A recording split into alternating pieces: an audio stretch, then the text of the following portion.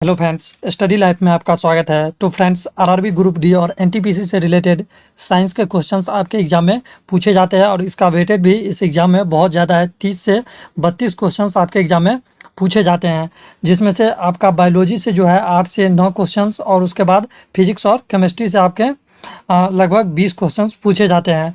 तो मैं साइंस का ये सीरीज स्टार्ट कर रहा हूँ प्रीवियस ईयर, और जितने भी इसके सारे फैक्ट होंगे मैं बताते चलूँगा, और जहाँ जहाँ क्वेश्चंस में कन्फ्यूजन होंगे सारे जगह मैं आपको ट्रिक भी बताऊँगा। तो वीडियो को अंत तक ज़रूर देखिएगा।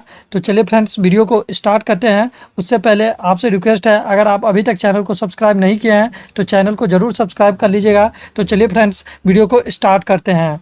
पहला प्रश्न है, वनस्पति शास्त्र के पिता किसे कहा जाता है? तो देखिए, वनस्पति शास्त्र के जो पिता है ना, ये थियोफ्रेटस को कहा जाता है। तो आपका ऑप्शन नंबर हो जाएगा ए। अगर हम ऑप्शन नंबर बी की बात करें, मेंडल की, तो इन्हें अनुवांशिकी का पिता कहा जाता है। तो याद रखिएगा, अनुवांशिकी का पिता जॉर्ज मेंडल को कहा जाता है। उसके बाद है रॉबर्ट कोच। तो रॉबर्ट कोच को जो है जीवाणु विज्ञान का पिता कहा जाता है, यानी कि बैक्टीरिया के जनक कौन है? तो रॉबर्ट कोच। उसके बाद है एडवर्ड जेनर। इन्हें जो है प्रतिरक्षा विज्ञान का जनक कहा जाता है। तो याद रखिएगा कि प्रतिरक्षा विज्ञान का जनक एडवर्ड जेनर को कहा जाता है। एक फैक्ट याद रखिएगा कि पादप रोग विज्ञान के जनक कौन है? तो याद रखिएगा फ्रेंड्स कि पादप रोग विज्ञान के जो जनक है ए.जे. बटलर। ये सारे के सारे प्रश्न आपके एग्जाम में रिपीट हुए हैं, तो जरूर आप सारे प्रश्न को याद रखिएगा। चलिए नेक्स्ट देखते हैं। नेक्स्ट देखिए, यहाँ पे है कि जंतु विज्ञान के जनक कौन है? तो देखिए, जंतु विज्ञान के जो जनक है वो आपका हो जाएगा अरस्तु। तो आपका ऑप्शन नंबर ए हो जाएगा अरस्तु। इन्हें जंतु विज्ञान का जनक कहा जाता है। अगर हम बात करें कार्ल लैंडस्टीनर की, तो इन्होंने ब्लड ग्रुप की खोज की थी। तो याद रखिएगा, ब्लड ग्रुप की खोज किसने की थी? कार्ल लैंडस्टीनर ने।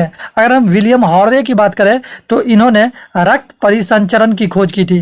तो याद रखिएगा, रक्त परिसंचरण की खोज किसने की थी? तो विलियम हार्वे ने। अगर हम विंची की बात करें, तो इन्हें जीवाश्म विज्ञान का जनक माना जाता है।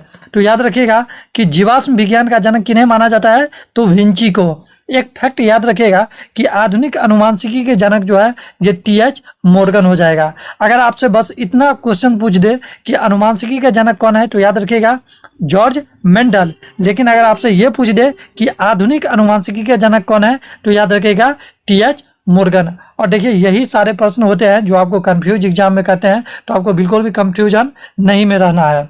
चलिए नेक्स्ट देखते हैं।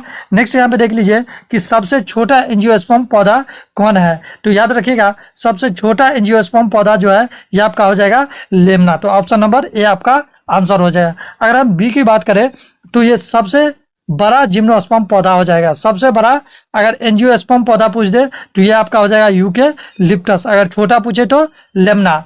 लेकिन अगर आपसे ये पूछ दे कि छोटा जिम्नोस्पर्म पौधा कौन है, तो याद रखिएगा छोटा जिम्नोस्पर्म पौधा जामिया पिग्मिया हो जाएगा।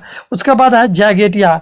तो इन्हें जो है बड़ा जिम्नोस्पर्म पौधा कहा जाता है। तो बड़ा जिम्नोस्पर्म पौधा अगर आपसे पूछ दे, तो आंसर होगा जैगेटिया। चलिए नेक्स्ट देखते हैं। नेक्स्ट प्रश्न आपके सामने है कि सबसे बड़ा स्थलीय जानवर कौन है? तो याद रखिएगा, सबसे बड़ा जो स्थल वाला जानवर है वो आपका हो जाएगा अफ्रीकन हाथी।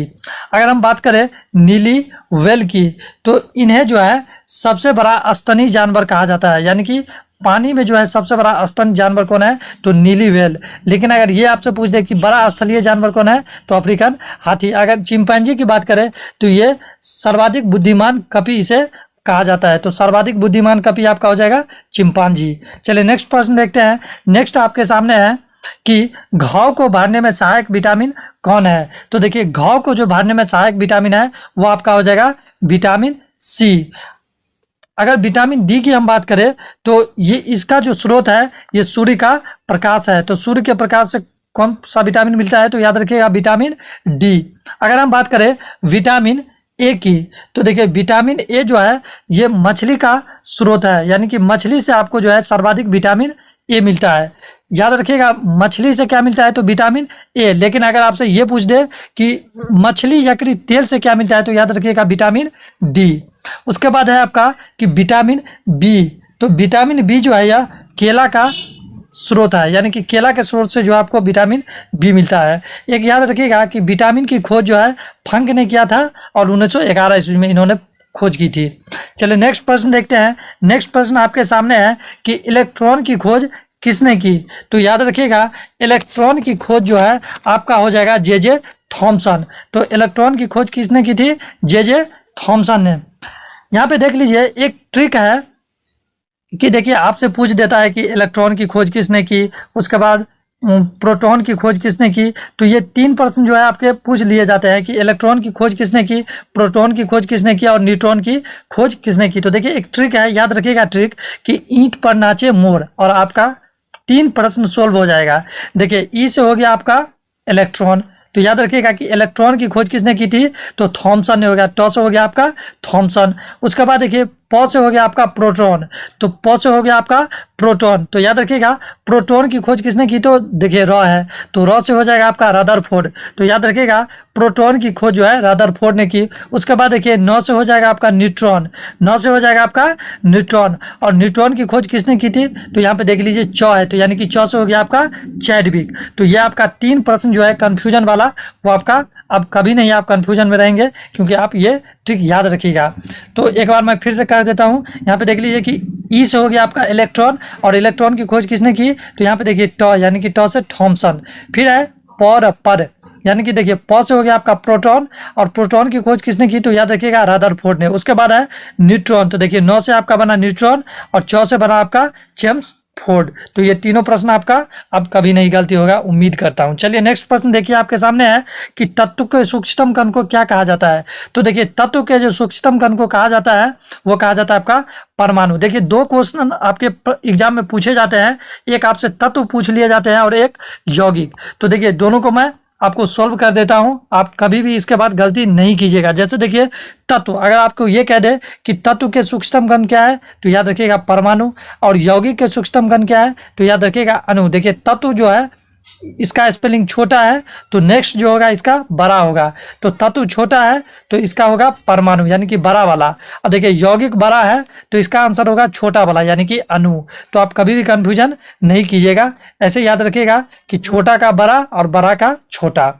चलिए नेक्स्ट प्रश्न देखते हैं। नेक्स्ट प्रश्न आपके सामने है कि निम्न में से किन 2 भौतिक राशियों की इकाई एक ही है? तो देखिए 2 भौतिक राशि की जो इकाई है वो दोनों एक है, ऐसा यूनिट आपसे पूछ रहा है कि किन 2 भौतिक राशि का इकाई एक है। तो देखिए आंसर हो जाएगा आपका संवेग और आवेग। इसका जो है एसआई यूनिट और डायमेंशन, एसआई यूनिट और डायमेंशन दोनों इनका समान होता है। तो याद रखिएगा ऑप्शन नंबर आपका हो जाएगा सी। एक फैक्ट याद रखिएगा इससे कि देखिए यहाँ से आपसे पूछ लिया जाता है कि आपेक्षिक घनत्व, आपेक्षिक आर्द्रता, घर्षण गुणांक, आवर्धन क्षमता और विकृति, ये सारे के सारे जो यूनिट है ना मात्रकहीन और बीमाहीन राशि है, यानी कि डायमेंशन लेस और एसआई यूनिट लेस राशि है। तो याद रखिएगा बहुत बार एग्जाम में पूछे जाते हैं कि आपसे पूछ लेगा कि आपेक्षिक घनत्व जो है बताइए कौन इसका ऐसा यूनिट क्या होगा। तो याद रखिएगा ये मात्रकहीन हो, इसका कोई ऐसा यूनिट नहीं होता है, और इसी प्रकार से इसका कोई बीमा भी नहीं होता है डायमेंशन, ये सारे के सारे का। चलिए नेक्स्ट प्रश्न देखिए आपके सामने है कि 1 माइक्रोमीटर किसके बराबर होता है? तो याद रखिएगा 1 माइक्रोमीटर बराबर होता है 10⁻⁻6 मीटर। तो याद रखिएगा 10⁻⁻6 मीटर होता है 1 माइक्रोमीटर। अगर बात करें कि 10⁻⁹ की, तो ये नैनोमीटर होता है। 1 नैनोमीटर बराबर होता है 10⁻⁹ मीटर। उसके बाद है 10⁻12 मीटर, तो 10⁻12 मीटर जो है 1 पिकोमीटर कहलाता है। तो ये फैक्ट भी याद रखिएगा। एक फैक्ट याद रखिएगा कि 10⁻�6 मीटर को जो है हम 0.001 मिलीमीटर भी लिख सकते हैं। तो ये भी पूछ लिया जाता है, ऐसे भी आपसे क्वेश्चन घुमा कर पूछ लिया जाएगा कि 1 माइक्रोमीटर बराबर कितने मिलीमीटर होते हैं? तो याद रखिएगा 0.001 मिलीमीटर। नेक्स्ट प्रश्न आपके सामने है कि दी गई भौतिक राशियों में से क्या सापेक्ष राशि नहीं है? तो इसका आंसर हो जाएगा आपका समय। देखिए समय किसी के सापेक्ष नहीं होता है, तो याद रखिएगा आंसर हो जाएगा समय। समय कोई सापेक्ष राशि नहीं है। तो ये सारे के सारे प्रश्न प्रीवियस ईयर के थे। इसी प्रकार से नेक्स्ट सीरीज हम लेके आएंगे इस वीडियो में। तो वीडियो कैसा लगा कमेंट जरूर कीजिएगा।